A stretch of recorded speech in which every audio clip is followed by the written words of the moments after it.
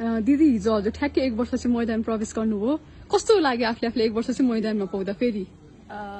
हिजो चाहिँ मेरो ठ्याक्कै अपरेसन गरेको दिन पनि थियो र 1 वर्षपछि चाहिँ फेरि म कम ब्याक सेटमै खेलेँ एकदमै राम्रै भइरहेको थियो ओभरअल फर्स्ट हाफ चाहिँ हाम्रो राम्रै भइरहेको थियो सेकेन्ड हाफ चाहिँ हाम्रो अलिकति नमिले जस्तो भएको छ जुन हामी सम्हालेर खेल्नुपर्ने थियो त्यहाँ चाहिँ अलिकति बिग्रियो हजुर अब 1 वर्ष चाहिँ मैदान प्रवेश गर्दा केही लक्ष्य बोकेर जानुभएको थियो होला हजुर व्यक्तिगत पनि के भयो त्यो कहाँनिर बिग्रियो जस्तो लाग्यो हिजो चाहिँ हजुर अब लक्ष्य त सबैले बोकेरै गएको हुन्छ जितेरै निस्किन्छु भनेर गएको हुन्छ होइन अब गर्दा गर्दै चाहिँ अब जुन हाम्रो सम्हालेर खेल्नुपर्ने टाइम सेकेन्ड हाफमा चाहिँ हामी अलिकति त्यहाँनिर चुक्यौँ त्यही नै हो हजुर अब 1 वर्ष मैदान बाहिर बस्नुभयो मैदान बाहिर बसेर खेल हेर्न सजिलो रहेछ कि भित्र गएर खेल्न सजिलो छ एकदम दुइटै गाह्रो छ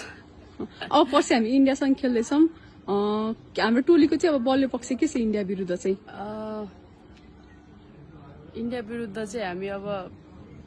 सबैजना अब जुन हिजोको जति पनि मिस्टेकहरूलाई चाहिँ हामीले चाहिँ